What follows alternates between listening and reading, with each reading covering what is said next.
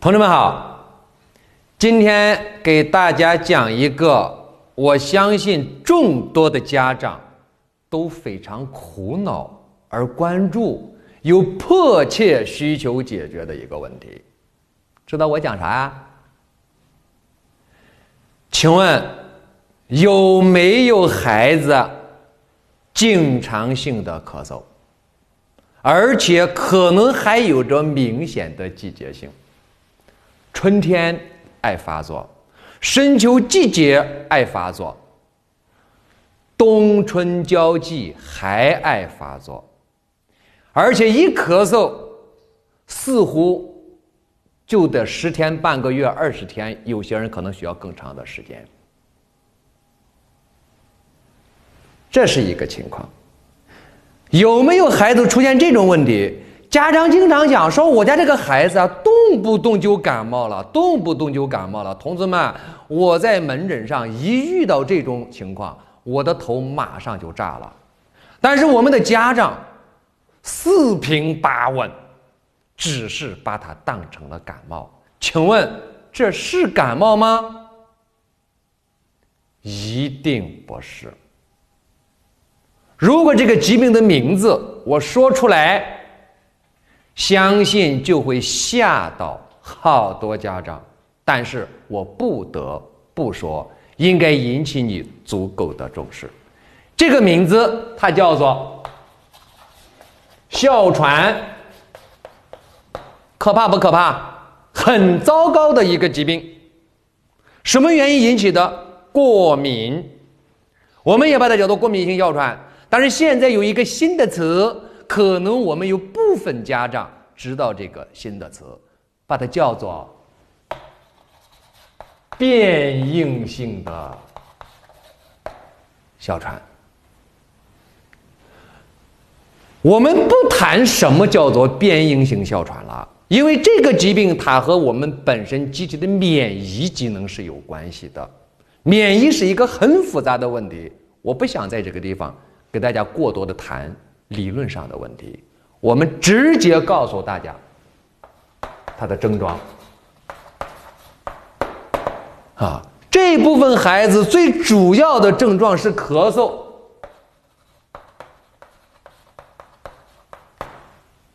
有些孩子咳的是白色的、稀薄的痰，甚至里边有着泡沫。当然仅仅凭着一个咳嗽的症状并不能就说是这个疾病还得再加一个修饰的词，叫做什么？反复的咳嗽。反复的咳嗽。那么是不是反复的咳嗽就叫做变异性哮喘了？也不能这样讲。请注意有几个非常糟糕的词。一个，流气，流鼻涕。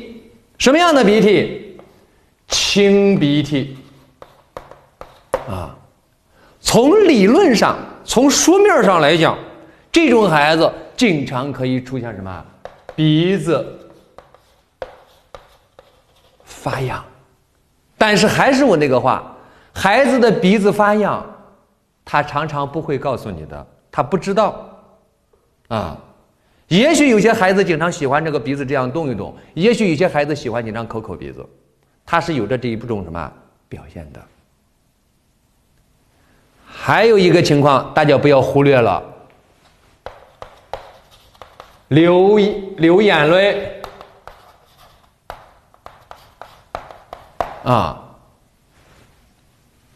这几个症状好多孩子都有，但是这里边有一个不可缺少的症状，孩子一定怎么打喷嚏？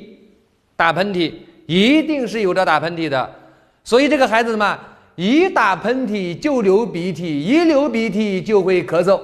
所以如果说孩子是经常性的咳嗽，而且动不动就打喷嚏，动不动就流鼻涕，甚至有时候会流眼泪，一定注意，基本上可以确定变应性哮喘。千万再不敢把它当成咳嗽了。有很多家长认为是感冒，自行的给孩子服用一些感冒药。我们中国的家长人人是医生啊，孩子出现点啥问题，到药店去买药。反正在中国这个地方，药特别好买，包括抗生素现在还能买得到，有处方没处方都可以买得到啊。一旦进到药店里边，所有的业务员都是医生，这太可怕了啊！这太危险了。孩子的事情没小事情，真是这样的啊！你真正的把孩子带到儿童医院去，儿童医院的医生都会首先给你筛查哮喘，首先筛查哮喘啊。所以如果说有孩子出现了这种症状，再强调一遍，动不动打喷嚏、咳嗽、流鼻涕、鼻子发痒、流眼泪，而且经常是有着季节性的，高度怀疑变异性哮喘的可能性。但是同志们，当我们知道这个疾病是什么疾病的时候，你说我们怎么办呀？大家都说的治吧。那么请问怎么治疗？这个问题是摆在家长面前非常苦恼的一个事情。怎么治疗？中国有西医也有中医，那就是先照中医治疗吧。没有任何一个孩子出现这些症状，首先照中医的，一定是找西医去了。我相信在座的各位都是这样的啊。尽管我前面讲过了好多儿科的疾病，但是的的确确，当我们的孩子出现任何问题的时候，我们的家长首先想到的是去吃西药，没有任何一个家长想到是给孩子吃中药，这是非常不理智的一种行为。而不是因为我是个学中医的，我是中医的忠实的传播者，而我说希望大家吃中药啊。我这个人有一个特点，哪个东西好咱就用哪一个，原则是什么？解决问题，谁能解决问题就用谁。请问如果是变异性哮喘了怎么办？查过敏源吗？一查过敏源一群，比如说有些孩子对粉尘过敏，因为你生活在地球上，能避免吗？我给你讲个故事呗。我有一个朋友对粉尘过敏，大家都知道前2年我们那个雾霾特别重啊，一旦要快起的雾霾的时候，一直到雾霾结束了好几天，他每天是那样，眼泪汪汪，喷嚏不断，咳嗽声声啊，家里边呢真是和交响乐一样。没办法了，说我不在这儿待了，我移民呢。通过努力终于移到某一个地方了，那个地方地势很宽阔，到处是草原，面积大，人口少，移到那地方去了。过了没有2月回来了。我说你为什么回来了？他说我过去以后症状更严重了。我说为啥呀？他说对花粉有过敏，没草的地方对土过敏，有草有花的地方对花过敏。那你说我们怎么办？每天戴个防毒面具，能不能这样生活？所以同志们要注意的是，变异性的疾病，或者我们把它叫做过敏性的疾病，谁的原因呢？和过敏源有关系没？看似有关系，实则没关系。你在这个地球上生活着，你在雾霾天下待着，人家也在雾霾天下待着，为什么你在这地方喘，人家好好的？是不是？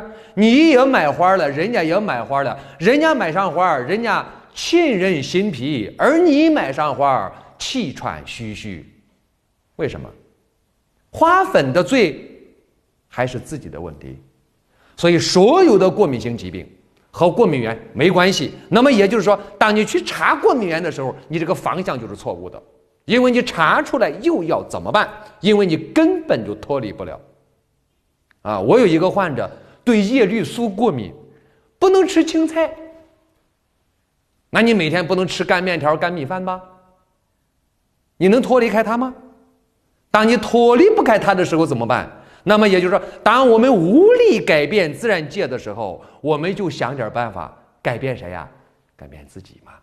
所以所有的过敏性疾病是由自身的问题所导致的，体质原因导致的。所以后边我会谈到。那么查完过敏源干嘛呀？用药。用什么药？基本上都是激素药，2个瓶瓶，左手1瓶，右手1瓶。一旦出现症状，呲儿一喷，呲儿一喷，2喷好了。过一会儿不行了，呲儿一喷，呲儿一喷又好了。成年人问题不太大，关键是孩子。你要知道，所有的激素药物都有着很大的副作用，最后会长成一个满月脸、水牛背，孩子胖乎乎的。不论是男孩，不论是女孩，大家都不想得到这个结果吧？而且恐怕如果不真正的进行干预，不真正的从根本上解决问题，恐怕是终身要这样干的。而且时间一久，就会发生另外一个问题，我们把它叫做阻塞性肺病。也许阻塞性肺病这个词大家听不懂，肺气肿总能听懂吧？很快就是肺气肿，所以预后非常糟糕。所以面对这一类的疾病，西医基本上采用的是激素的疗法。我没有说不好，我们能不能既把问题解决掉，而且又避免一系列的问题？当然可以。找谁？中医。有人讲了说中医可以不可以啊？可以，我就说可以；不可以，我从来不讲它可以。这是个原则性的问题中医可以怎么办？怎么了？喘了吗？虽然说现在是以咳嗽为主要的症状，但是它慢慢的一定会出现喘的，不论是咳也好，嗽也好，还是喘也好，还是笑也好，谁的问题？肺的。肺怎么了？肺气不降还和谁有关系？和肾有关系，是吧？肺为气之主，肾为气之根吗？我在理论当中给大家讲过的呀。肺管的是什么？把气吸进来，吸进来能不能下来？有没有深度？谁管的呀？肾管的。还和谁有关系啊？当然就是脾嘛。肺脾肾这3个脏以谁为主？并位在这儿，它2个起到的是一个协同性的作用。所以在整个这个疾病的治疗上，那我们一定干的是什么呢？我们一定要注意的是益肺气，然后还要干什么呢？还要让它该宣的宣，该降的降同时还要干嘛呢？管它肾主纳气，肾主纳气，所以还要什么？补肾脾为气血化生之源，为后天之本，还必须怎么健脾。所以看这个疾病麻烦，因此它牵扯到的脏腑也多，所以在治疗的过程当中，这些地方都得兼顾好了，现在告诉大家药物。现在怎么？现在是以咳为主的，对吧？那么在这个时候，我们叫宣降。既然要宣降，宣是向上的宣，降是向下的降，既要上又要下，以谁为主？肺气主降，是以降为主的所以在整个的治疗过程当中，是以它为主，然后再宣。有人可能有这种质疑，说你又想让它降，你还要让它往上上，你2种药都要用，那你还不如用一种呢。这个东西中药里边的用药可不是算数学题，不是1加1等于2，不是2减1等于1的问题，它是怎么？它是分工协作、协调下来的。宣和降同时失常，一定要把它怎么协调好了降用什么？用谁降？苏子还可以用谁酱？莱菔子。莱菔子就是白萝卜籽儿。还可以用谁酱？白芥子儿。啊，如果再严重了，还可以用谁酱？葶苈籽儿。4个籽儿。中药方子里边有一个方子叫做三子养亲汤。三子养亲汤，三子养亲汤，你看都是籽儿嘛，取了另外一个谐音是儿子。养谁呢？养亲。谁是亲呢？老子。为什么儿子要养老子呢？因为老子喘了，所以儿子就得去养老子，别让老子喘了。所以这个方子叫做三子养亲汤。那么我现在把这4个叫做四子养儿汤。孩子传了吗？用4个子去养吧。降了还得宣，用谁去宣呀？我前面告诉过大家，宣肺最好的一味药物叫桔梗。桔梗开宣肺气的作用非常好，那么只用一味宣的药就可以了。还要干什么？补肺气。那么但是现在是在发作期，发作期的时候我们轻易不用补肺气的药，等它缓解了以后我们再去补肺气是可以的。那么现在孩子怎么了？还咳呢，我们不仅仅要让它降下来，要让它宣上去，还要让它不咳了，所以得需要2味止咳的药。止咳的药用什么？经常听课的同志都知道，一个叫做前胡，一个叫做白钱，这几味药就可以了。还要干什么？补肾纳气。补肾纳气用什么？请注意，补肾的药物是不能随随便便使用的。有些人讲中医没有毒副作用，这是假的。中药是有着毒副作用的，用好了就是药，用不好一定有问题。尤其是在中医当中，中药里边补肾的药物坚决不能随随便便使用，因为好多中药的补肾的药物，它里边有着类激素样的作用。孩子的事儿没小事儿，孩子是不能随随便便用这个激素类药物，或者说类激素类的药物的。我随便举个例子，大家就清楚了。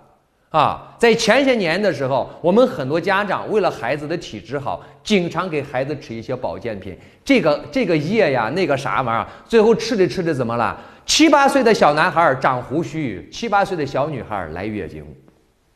为什么？就是那些里边有激素，出现了什么类激素样的作用，导致了孩子的性早熟。这个问题，我想每一个家长都不想发生。所以但是我们这个地方必须用补肾的药，那么我们怎么办？既有着补肾的作用，纳气的作用，又坚决不能出现类激素类的作用，这是必须慎重来选择的。所以用哪味药啊？胡桃肉。胡桃肉可不是核桃啊，这叫胡桃肉，这个药效果挺好。那么再用点什么呢？健脾的。为什么要健脾啊？在五行学说当中，我们讲到肺为什么脏啊？金脏脾呢为土脏土生金脾为肺之母。由于是肺的疾病，久而久之它就会导致脾土亏虚，所以我们就需要什么？培土生金，又叫做健脾益肺，所以一定要用点健脾的药。健脾的药在这里用什么呀？炒白术，这几味药物就可以了，就已经完全可以了。这几味药物是用于哪里？在这个疾病的发作期的治疗比如这个孩子这2天咳得比较厉害打针也不行，干嘛也不行，用于发作期的治疗。好，现在告诉剂量，按照5岁孩子的剂量，我们来设置：苏子6克，莱菔子3克，白芥子3克，葶苈子3克，胡桃肉9克，桔梗6克，白钱6克，前胡6克，炒白术9克。这样给孩子去食用，效果蛮不错啊，效果非常不错。请注意，这是发作期，在发作期的治疗。那么发作期治疗好了，孩子不咳了啊，疾病好了怎么办？由于本身和过敏有关系啊，刚刚在这个地方讲到了和过敏有关系。为什么人家别人家孩子不过敏，就这个小朋友过敏呢？本身体质的问题。所以在后期一定要进行善后调理，那就叫做如何调理，必须注意这么几个方面。一个是调理孩子的体质体质上如何调理呢？加强锻炼，增强体质嘛。什么样的锻炼最好？有山有水，有花有草，前提是对花粉不过敏就是要去有水的地方去锻炼。为什么呀？有水的地方或者说有草的地方，它那个地方的负氧离子的含量非常高，而负氧离子是我们人体血管的清道夫。所以当我们去了那种有山有水有花有草的地方的时候，我们会感觉到什么？沁人心脾，神清气爽。还有一个词叫做赏心悦目，是悦完目才赏的心所以锻炼，比如说跑步小孩子你比如说你教育他是干什么？踢毽子、打球、游泳还是首选的项目，加强锻炼。第二一个，饮食注意，饮食上保证营养，注意个别蛋白质的过敏。这一类的孩子，可能有些孩子对鱼、虾这些蛋白质过敏，可能有部分孩子对牛奶过敏，可能有些孩子对某一种肉食过敏。所以我们尽量的避免让这些孩子吃这一种肉食那么没有肉食，有没有蛋白质？孩子又要发育，怎么办？食用另外的蛋白质去补充。比如说有些孩子对鸡蛋过敏，那我们吃肉对鱼和虾过敏，那么我们喝牛奶；对牛奶过敏，那我们吃鱼和虾，这样去调换，保证营养，注意个别蛋白质的过敏其三一个，中药的善后调理，中药的善后调理必不可少，坚决要食用中药进行善后调理。而在这个治疗期间，一定是服汤药，只有汤药才能把这个症状去除掉有些家长说了，说我这个孩子现在这个发病了，我能不能吃这玩意？不可以，药量不够，剂量达不到，没有什么效果。当然在预后调理的时候，我们就可以不给孩子去吃汤药了，清楚没？我们就可以怎么办？给他吃成丸丸的药物，用什么样的丸丸药物呀？从哪儿干呀？还是从这3个脏上去调理。在这3个脏里边，以谁为主了？预后调理的时候是以他为主了，因为他为他之母，我们把它叫做培土生金既然叫做培土生金，那么现在告诉大家方子，叫党参、茯苓，这几个药我已经讲的够多了。炒白术炒山药、炒扁豆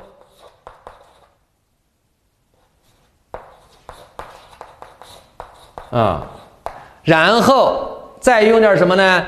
熟地啊，枸杞子儿，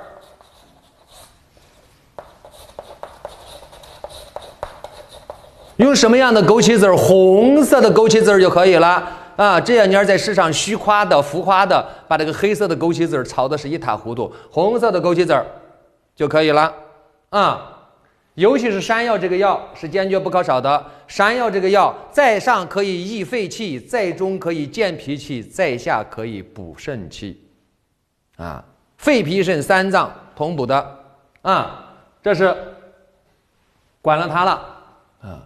但是大家要注意，既然能出现这个症状，它一定是怎么呢？外边一感受，从我们中医里边来讲，一感受风寒之邪，马上就犯病。那么这个孩子，这种孩子，从中医的病因上讲，是内有寒饮，外受寒邪，两寒相补发生的症状。那么也就是说，这个孩子本身就有寒饮之邪啊，所以常常在用药的里边要用点化饮的药物或者化痰的药物。既然要用化痰的药物，当选陈皮和半夏啊。当然了，半夏这个药物本身是有毒的，我多次讲到过是有毒的。但是呢，我们合理的炮制就会把它的毒副作用驱除掉。用什么样的半夏呢？半夏有法半夏、姜半夏和青半夏，在这个地方一定用的是姜半夏，一定用的是姜半夏。当然，在这个里边，就是我刚才所说的，还有什么益肺气。党参本身是益气的，健脾益气的。那么为了提升它的益肺气的作用，我们可以用点什么呀？黄芪，可以用点黄芪。好了，现在告诉大家剂量啊：党参6克，茯苓9克，炒白术6克，草山药10克，草扁豆10克，熟地6克，枸杞子儿6克，陈皮6克，半夏6克，黄芪10克。按照这个药物的比例去泛水丸，啊，泛成水丸以后，按照5岁孩子的剂量来算，一次3克，一天吃2次就可以了啊。同时，在这个药物当中，我们谈到了有益肺气的，有补肾的，还有什么健脾的药物。但是大家要注意，这个孩子是什么疾病啊？变应性的哮喘。那么变应性的哮喘，它这里边有着过敏的问题。那么如何帮助孩子尽快的脱敏？在这个里边加一味药物，叫蝉翼啊，就是书前我们见到的那个知了上树之前退下来的那个皮儿，我们把它叫做蝉蜕，也把它叫做蝉翼。用多大的剂量？6克就可以了，这样去治疗。最后一点要求做到的是饮食。第一，清淡不失营养的饮食为主。第二，寒凉的坚决禁止食用。为什么呢？因为这种孩子本身的体质，它里边就有什么？就有着寒饮之邪。如果我们再吃寒凉的食物，一个是可以伤及脾肾的阳气，二一个寒邪可以导致痰饮的生成，津液遇寒则凝，就会变成痰。所以所有的寒凉的食物是不允许孩子吃的。第三一个，少吃甜食，少吃甜食啊。包括蜂蜜类的东西。有人讲了说，蜂蜜不是可以润润肺吗？在这个地方是不需要吃这些东西的。甜食，包括尤其是巧克力，巧克力可以滋腻脾胃，是不允许给孩子去吃这些滋腻类食物的。最后一句话，这一类的孩子坚决不允许食用洋垃圾，只允许吃中国饭。中国娃吃中国饭，学中国文化，写中国字，做中国人。好了，这节课就讲到这儿。